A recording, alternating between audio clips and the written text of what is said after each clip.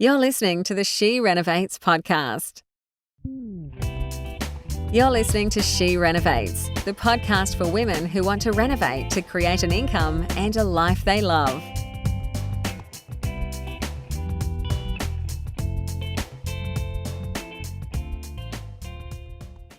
So today's guest is Suzanne. She's had one of the most extraordinary years I've ever seen in our community. Not long ago, she was working as a funeral director. Fast forward to now, she's resigned from that job, bought 3 projects, knocked back several, but that didn't stack up, built a team of investors, renovated and sold her own home, bought a new one, 140,000 under value in the hot Perth market, and then renovated and added an extra 300,000 in equity. Her story is proof that when you back yourself and work the system, your life can change in just 12 months. Suzanne, welcome. Can you start by sharing what prompted you to walk away from your job and into renovating full-time? Thank you, Bernadette, firstly, for the privilege of being on your podcast. I feel very honoured. I loved my job, but what drove me to this decision was the management was quite toxic. So it then led to me being sick. And I'm never a person that's sick. So it definitely was a sign that I had to change my life. So I've done renovations for many years, but never in a business sense. So what really got the ball rolling, our house burnt down in nearly 4 years ago now, on Christmas Day. And we then were forced to live with Mum, and that was a unit in Diamond, her suburb. And then she passed away 9 months after that. So we were still finding ourselves there because of our market at the time. We just couldn't move either way. So, but it was just a moment that, I was struggling to cope with my job, just with what was happening. And then we decided, let's renovate. Mum's place was 32 years old. And we basically didn't do a lot of gutting. We actually did a lot of cosmetic, and we ended up doing the reno. We set ourselves 5 weeks. We sold it in less than 5 days, and we got the top price in the area for a villa. So that was really good. And in the process, of course, when you sell, you've got to know where you're going. But I thank my job, being the funeral director, because if I wasn't in the right place at the right time, I would never have found my project, my home in Allenbrook. So then that was amazing. Had a lunch appointment, and her name was Suzanne as well. And at the end of a 5-hour lunch, we were standing in the car park, and I just happened to say, what are you doing for the rest of the day? And she said, well, I'm going home to pack my dad up because we've got to put him in a home. I said, really? I said, have you got an agent or anything to sell your home yet? And she goes, oh, we've been looking, but no, we haven't engaged anyone. So I said, could we come and have a look tomorrow night? So we did. As soon as I pulled up in the driveway, I knew this home was me. Yes, it needed a lot of work.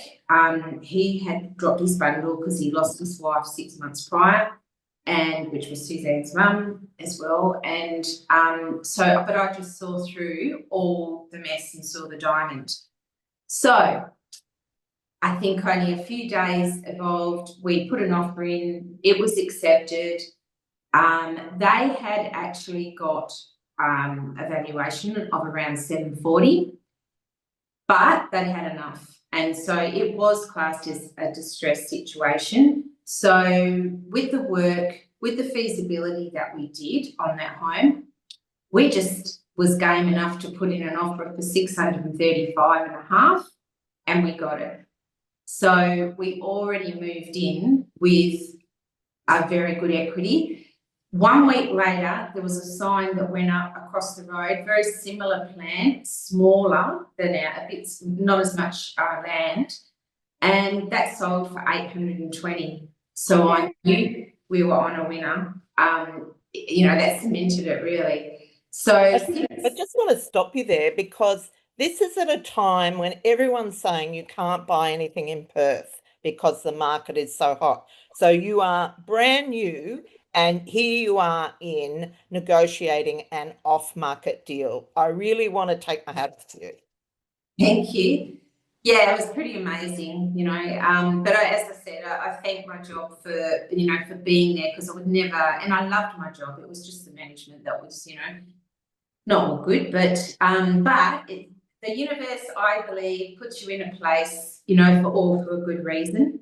So yeah, so since then we've stripped everything in the home, and we've definitely turned it into a shining diamond.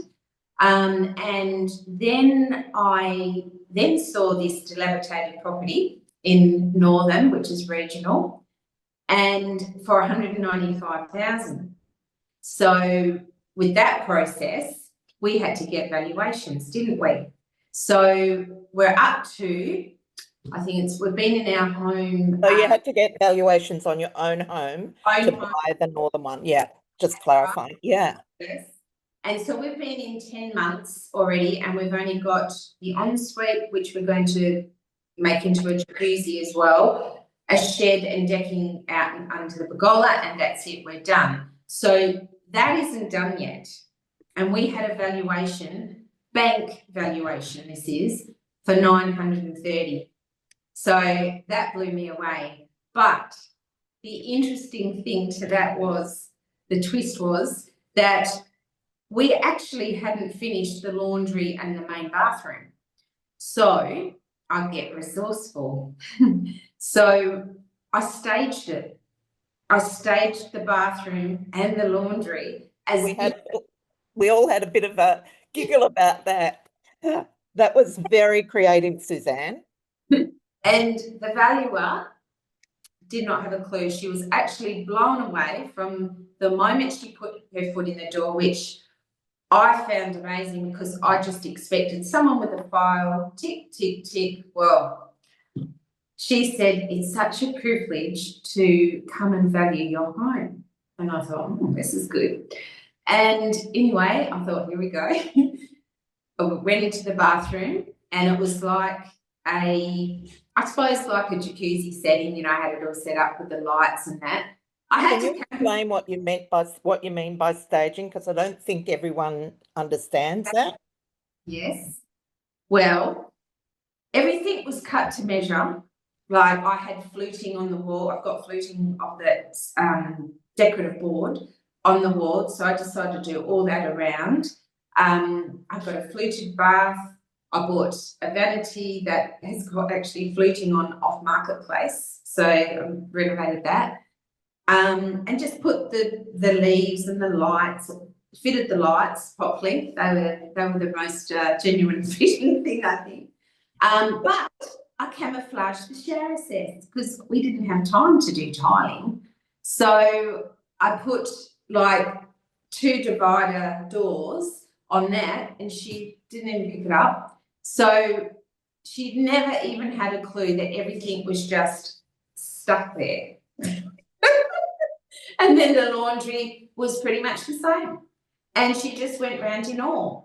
And so when we got the valuation, we knew that resourcefulness worked, because obviously if we had, you know, she didn't care. She thought the ensuite had been done, and it's like 30 years old, because I staged that too. But I left that in the, you know, in the way it is. I just prettied it up, you know.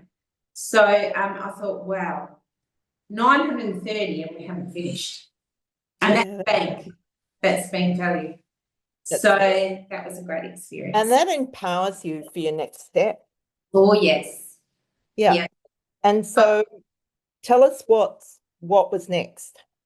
What was next was we then went on and bought this property in Northern, which is 106 years old.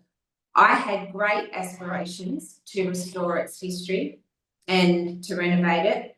And, you know, I went down several avenues, and then I got to the builder for the extension, because we can't do it ourselves. You need obviously building licenses and that. And I'll never forget that appointment. It was so comical because he sat there and he looked at me and he looked at the photos and, you know, this plan, and he looked at me again. He goes, "Are you joking?" I said, "No, I'm quite passionate about saving it." He goes, "Well, love," he said, "it's going to take you a lot of dollars to do this." And he said, "And I don't even think that it's going to get past the, you know, the inspection of the building inspection." And I said, "Oh, okay." So with that, it was almost like I had a final confirmation of, you know, my dream was dead in that respect. But the miracle of it all was it is now turned into a development. It's subdividable, and I can put 4 dwellings on it, and I plan to do modular homes, not brick, not start from, and it's just so perfect in the regional area. So my first thoughts were putting 2 4x2 homes on, because it gets the better price, and the people still have land left because it's a 1230 block.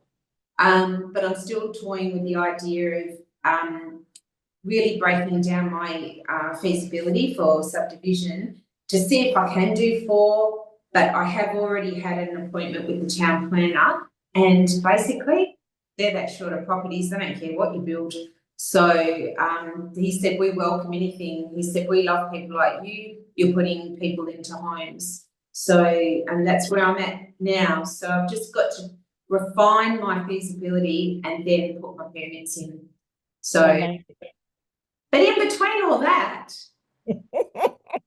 what permits, Suzanne? Can I just say, I hold my breath every time you say to me, "You won't believe this." Please tell me it's not another property.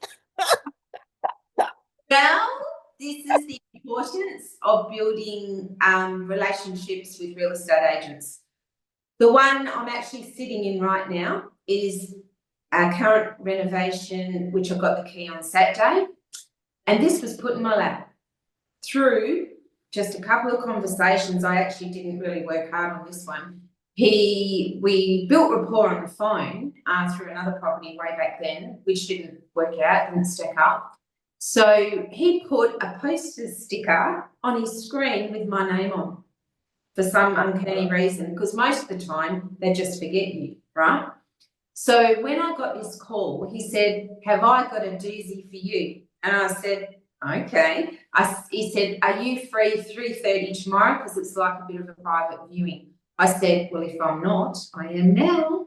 So I got in my car and we were driving, Glenn and I were driving to this place, and I just thought, what's the median price, you know, for Seville Grove, because it happens so quick. And I knew this was on the market high 400s to low 500s, right? And I knew we were probably going to be walking into quite, you know, a bit of work. And so we were driving and I saw the median price was 680. And I thought, this can't be right. So we walked in. Yes, it was a doozy. It was a distressed situation, divorce, but unfortunately, you know, they have addictions. So that led to quite of the carnage of the place that, you know, it is. But it's been a property that's actually, I would say, shaped my life. I've actually sat back in the last day and it's shaped my life in so many ways. Like, it has been hell and back. It's 30% owned by the government, so they don't work quick. What normally is a contract of sale within 24 hours, 2 or 3 days max, ended up 6 weeks. And we were on a pile. So, you know, we're just another number. So that was that. Then when it came to that finally putting pen to paper at 500, it was approved by the owners, but the government noticed that the agent got the address wrong and missed out a signature. So that cost me $25,000 because they went and renegotiated. Because everything you could imagine was tested in this journey, right? So because the agent she had run out, right, and the government weren't re-signing for some reason, then the father of the ex-husband here, because he's not really functional, the father sort of thought, he stepped up and, sort of got involved, and he thought, well, we've got a new opportunity of another buyer with a higher price. So that's exactly what happened. And they said, no proof on paper, but they said they've got a buyer at 520. And I'd already been through a lot with this property up until that point. And I was in my car and I said, my final offer, even though it had been accepted by the couple, right? And the only reason why the government didn't sign it was those mistakes. So we were gone for 500, right? It was that close. I said, my offer is 525. It's on the table till midnight tonight, and then it's off. They took it. So 525 is still a steal, a bargain. But when you could have got something for 25 grand less. I know, must hurt. I'm grateful. I'm just grateful for that. So then it just was delays. So then we had a final inspection only last Thursday. And the lady didn't answer the door. We were waiting outside for an hour and a half. The agent was with us. So they rang the ex-husband. He came and the lady was in bed. So anyway, we got through and the place had no sign of movement of she was moving out. This was Thursday. Settlement was the next day. So then, and also too, they had trashed glass, broken glass, since we'd signed. So it was $7,500 worth of damage. So anyway, the crucial point came of settlement. And I had my finance guys being like, he's amazing, man. My settlement agent, she's amazing. And it was like they had my hand over the phone in the dire moment of having to make a decision, do I settle or do I don't, and fight out this glass thing. Yeah, can I just clarify that? So basically, in between when you had signed the contract and settlement, the owner, well, the people living there had smashed a whole lot of windows that were going to cost an extra. You knew about $2,000, but there was an extra $5,000, Yes. And so you were deciding whether you would hang out with settlement to force them to pay for it, or whether you just settle it and live with it. So yeah. So, and they both were, advising not to settle at that point.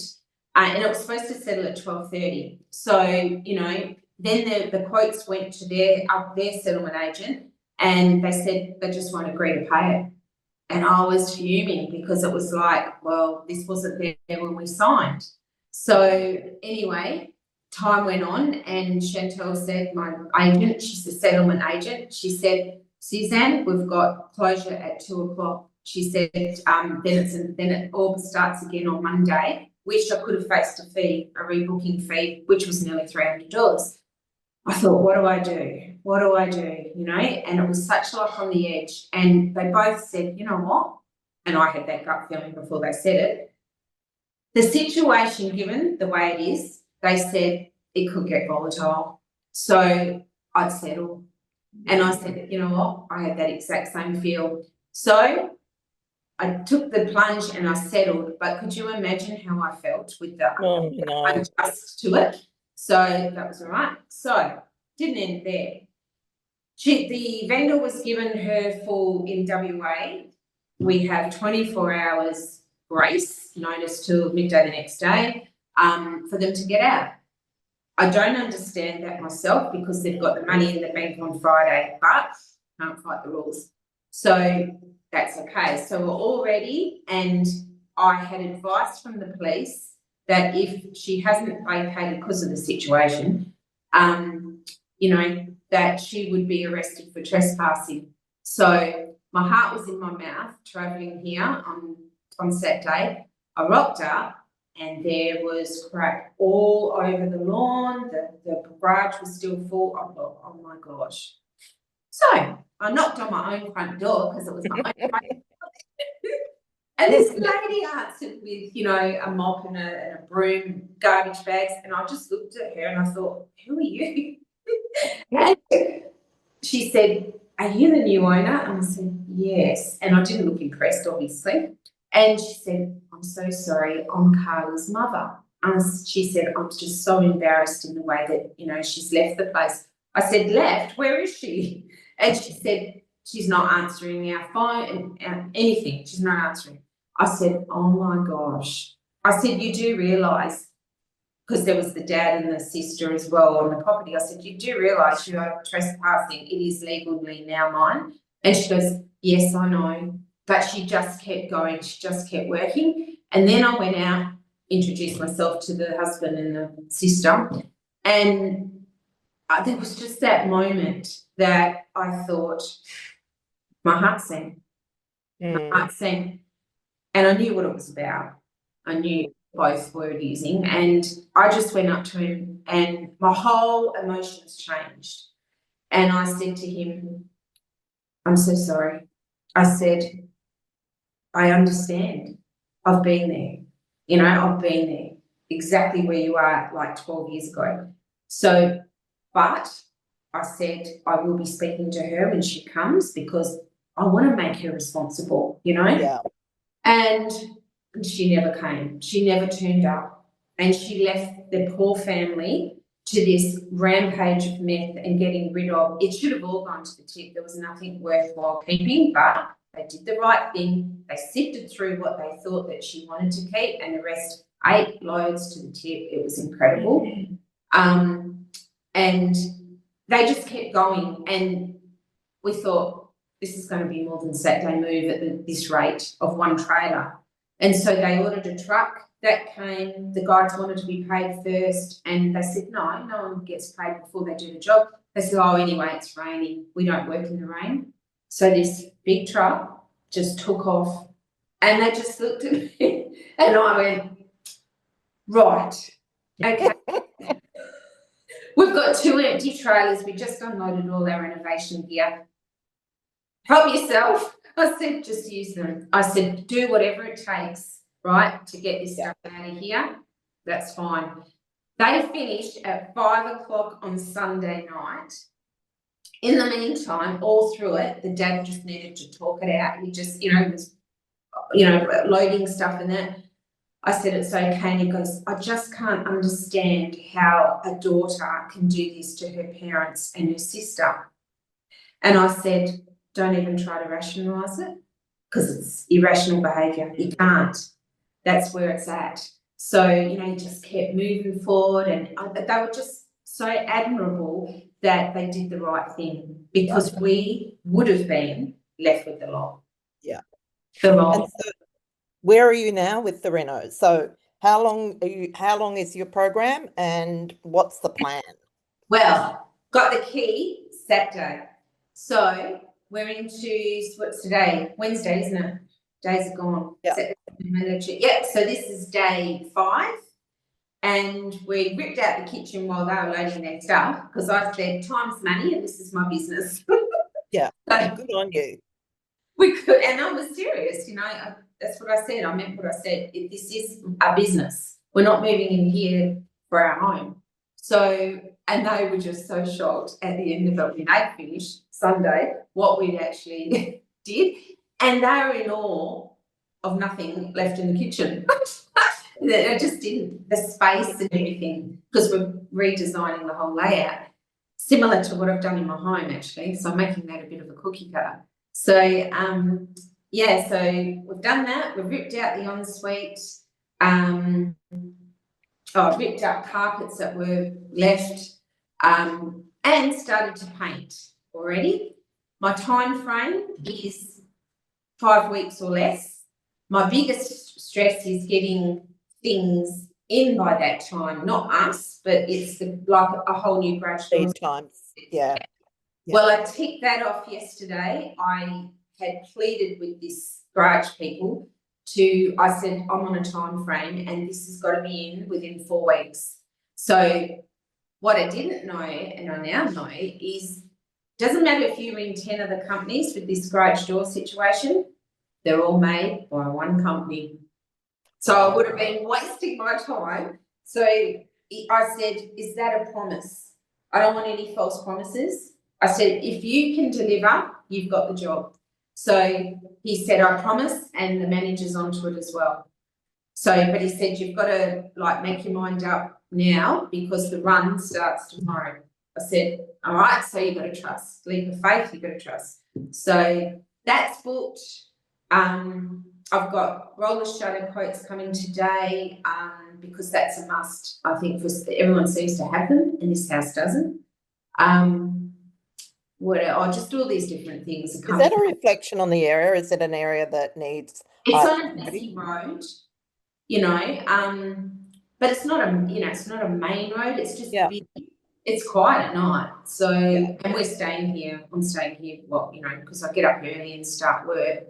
But so yeah, it's just a trend. I think that they've all got them. So, so in the next like 5 or 6 weeks, you will have your first flipping profit. Well, yes, under offer, I hope. Yeah, because I'm going to a boot camp in Bali, and that is my goal.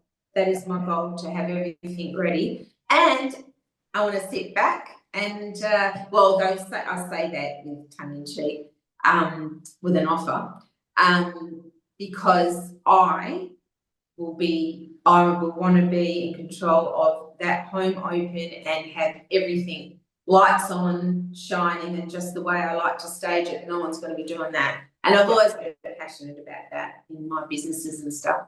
So yeah, so that's what a journey. I know.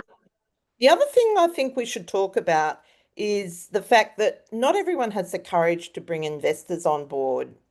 How did you approach building your investment team, and what did you learn about partnerships? Well, it's again building friendships, relationships with people that really are like-minded like yourself, you know, like I find in different real estate groups, property groups, that kind of thing. And that's where I have met most of them. One is my daughter. Oh, amazing. Yeah. We love mother-daughter teams. Yeah. No, she's just a pure money lender. Yeah. It's okay. Yeah, because she's busy. But no, and I'm sort of trying to teach her that the art of making money without working hard for it. But she's a hairdresser, isn't she? Oh, yeah, and she works 100 hours a week. So that's a hard gig. And she's got a very successful business. So, and what she does, she puts money aside for her BAS for 3 months, and that's the money that she's loaned out to me. So yeah, so she's earning money while she waits. Good on her. So, and then my other money lender, I have a loan out at the moment for 100,000, and all watertight, legal, all that. And I have built a friendship with her. That was a biggie for her because she lost $70,000 in a business, not property, but in a business. So the trust has been immense, right? So she lives in Melbourne, and we've built a friendship, you know, that and her son's in Perth. So she has been over here. So she stayed at my home. She's seen what we do. It's a matter of building the proof. Yeah. The trust and the rapport. So that only happened last Wednesday. And that has provided me extra money, cash money component that I needed to get into here. Plus it's provided me money to go ahead for my permits for Northern, and so to keep things rolling. So that was a big moment last week. One, the relationship was built. It really had to be built with someone that feared loss. Yeah. So I feel privileged that she trusts me so much, and that was really heartwarming, you know. Then I have another man out in left field. He's actually got 650,000 to spend, and it's just really a matter of waiting for the right property to come up. He's a very, what would you say, a very detailed man. He was an engineer, so all the T's and I's, you know, dotted and crossed. And so I've thrown him quite a few different things, but no, it hasn't really stacked up. But I just wanted him to get the feel of how he is when he receives offers. So basically now, again, I've won his trust. And he just said, don't bother showing me anything, Suzanne, until it's a deal. Yeah. So, okay. But at the moment, I've got to say, I've got enough on my plate. There was another property that I could have looked at on Saturday, and I just thought, no, I've got to get my permits in next because that's costing me money while I hang on to it. So when you look back at who you were a year ago, what's changed the most? Hope you can't hear that. Can you hear that dog barking? Mm-hmm. Okay. When you look back at who you were a year ago, what's changed the most in your mindset? Oh, resourcefulness. Yeah, I was resourceful, but this has really built me to, you know, the unconquerable, really. You know, this project alone was, I'll tell you my most resourceful moment was going back to get the loan for Northern. And I was in a situation where I had a different broker then, and I don't know what happened, but it came up to 4 days before settlement. But a week before that, I felt something wasn't right. So I just found this person, as I found you, Bernadette, on Facebook. Yeah, and something made me feel, I'm going to ring this man just to find out, but I didn't let on that I already, you know, was on this journey. And then something happened and I found out that I had 4 days to go and the loan wasn't even in. So I just thought, oh my God. So, all right, let's pull out plan B. So plan B was go visit back to that man, and he was amazing. He didn't ask any questions. He just said, right, Suzanne, get me this, this and this. I have a bank that moves very quick. And it was a miracle. It was absolutely a miracle. It was 4 days. I settled on the planned date and time at 12 o'clock. He couldn't even believe he pulled it off himself. But that was my resourcefulness. The fact that I trusted my gut, which I must always do, trusted my gut that I needed a plan A, B, C. And yeah, that was B. That was the only time I've had to use plan B. And that man has just been a power of strength for me ever since I've actually never met him because he's in Melbourne. So we've just built up. And then I told him my journey that happened Saturday. And he emailed me back. He said, I've actually got tears. He said, but he's also a property developer for 20 years. Because I wear now both hats, it's just an incredible journey with him. And he used to work in 3 banks. So he knows all the twists and turns, what the banks will pull. So grateful. So out of a challenging situation, I found him.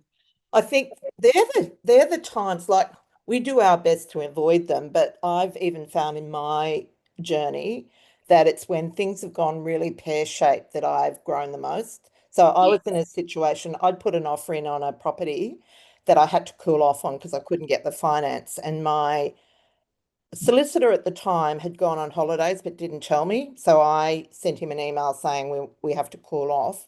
My mistake, I should have rung him. And ended up a week before Christmas in an unconditional contract for $900,000 with no finance. That really was the birth of that was the first JV I did, and I did it out of necessity. So I think there's real power in that, but by the same token, it's not a good place to be. No, and that was where I found challenging. Yeah. So tell me, what advice would you give to someone listening who feels stuck in a job they don't love but isn't sure they can make the leap? Good question, because it's a double-edged sword, that one. Because of your situation, right? So there's two sides. One, if you're single, on your own, separated, whatever, and if you're with someone. Now, mine was quite unique. I was with my husband, but I would never have got that first loan if it wasn't for my pay slips working as a funeral director. That's what got me across the line. All I needed was that one pay slip and it got me across the line, right?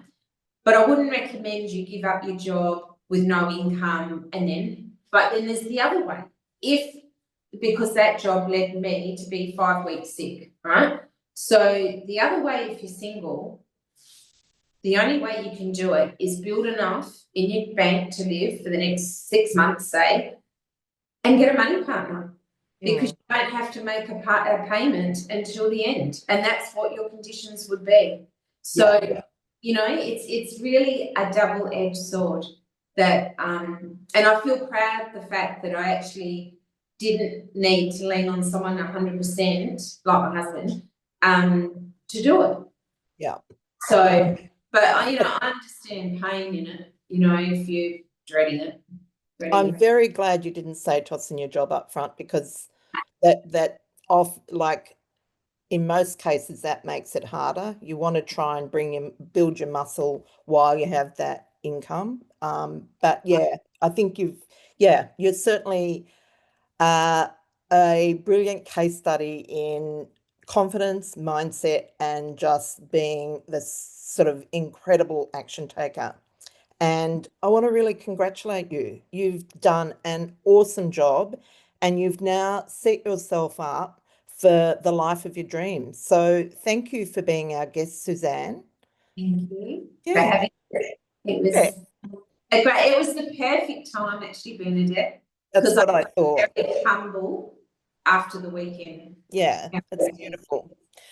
Well, thank you. Yeah. So we'll let you know when that's published, and so let you go back to your Reno. Yeah, I'll be like Superwoman, change my outfit. Thank you for the opportunity. Yeah, you're welcome. Have a good day, Suzanne. You too. Take care. Bye. This is the She Renovates podcast. To discover how to harness the power of renovating, check out theschoolofrenovating.com.